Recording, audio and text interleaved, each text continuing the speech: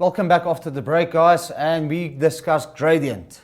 Now I've done an actual example just on the slide, but let's quickly have a look on how you're going to do it on your topographical map. Now, as you can see in front of you, you have a topographical map, and what represents height on a topographical map, we already discussed it.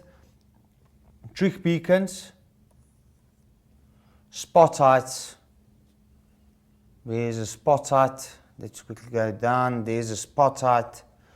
Contour lines, the brown lines all over the map, and benchmarks.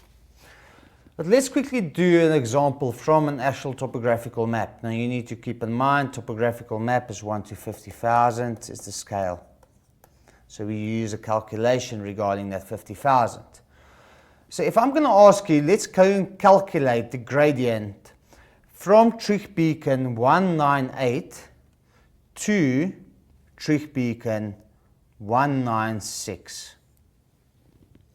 Now keep in mind, a trig beacon consists of two numbers. The bold italic number is the trig beacon number. It's not the actual altitude. It's 156.6 meters. If you look at trig beacon 196, is 177.1 centimeters.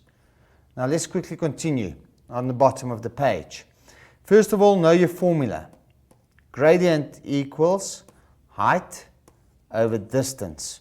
So we need to get the height difference between the two trig beacons.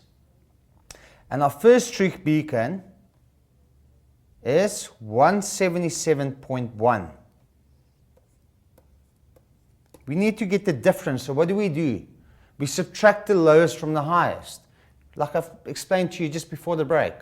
You've got 15 apples, I've got 25 apples. What's the difference? We need to get the height difference. So 177.1, if you look over here,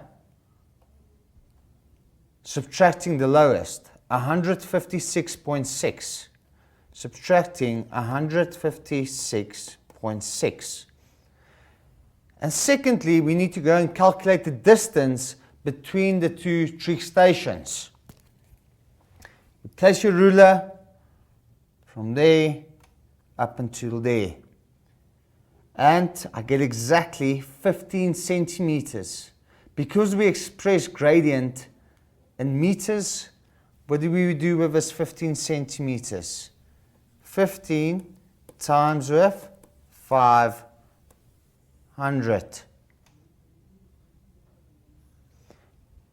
If you look at the measurement quickly,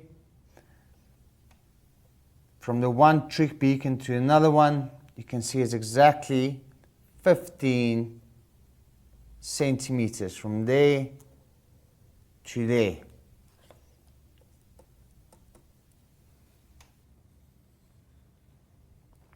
So now we need to do our calculations. The first one is quite simple. Just subtract the lowest from the highest. Get my calculator out. 177.1 subtracting 156.6, and my correct answer over there is 20.5. We take 15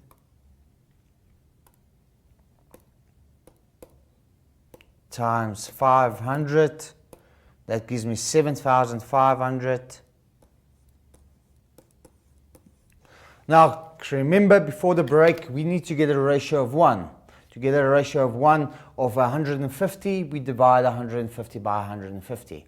Now in this case, we need to get a ratio of 1 because we want to see how many meters do we need to travel for the gradient to increase with a single meter. So we say 20.5 divided by 20.5. Simple math. What you do on the top, you need to do on the bottom. So 20.5 divided by 20.5 gives me 1. 7,500 divided by 20.5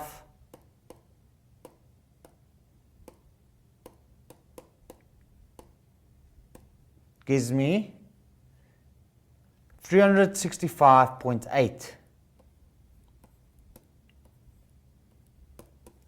So that means we need to walk 366 meters for the gradient to increase by a meter. Now, grade 12s, the two examples that I've just done comes from a topographical map. What's going to happen if they're going to ask you the same question to go and calculate the gradient of a orthophoto map? Now, I'm going to give you an example. If you look at number 2 over there, unfortunately it's a bit unclear over there. But let's state the question asks you, go and calculate the gradient along the line where number 2 is situated. So let's assume the contour line at number 2 is 1,000 meters. And the contour line on the other side is 400 meters. So I'm quickly going to draw it for you over here. So I've just mentioned, let's try and replicate that diagram, the orthophoto. And there was a number 2. And let's say calculate the gradient from contour line that says 1,000 meters to the contour line that says 400 meters. Now, what's going to change over here? Very importantly, grade 12s, we're using an orthophoto map with a different scale. Now, the formula stays exactly the same.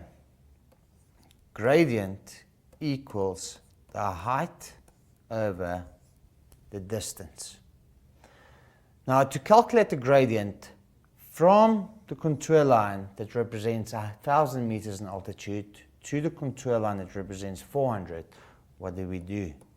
We subtract the highest from the lowest. And then we go and measure the distance from contour line 1,000 to contour line 400. You place your ruler between the areas. In this case, you can see it's 16 centimeters. But here's the catch.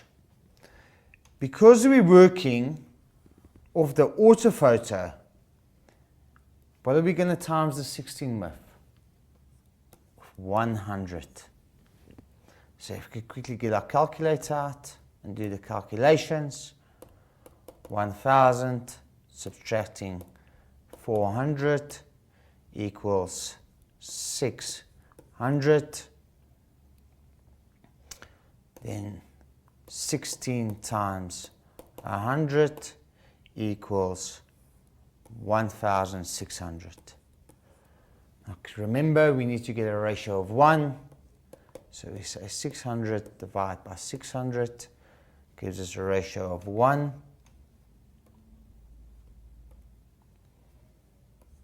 And what we do on the top, we need to do on the bottom. 1,600 divided by 600. Let's quickly go and calculate it. It's 2,6. So that means for every 2,6 meters we walk, the gradient increases by a meter. That's all that we have time for today. Thank you for watching. I hope you've learned something and will be able to do these calculations in your final exam. I'll see you next time around.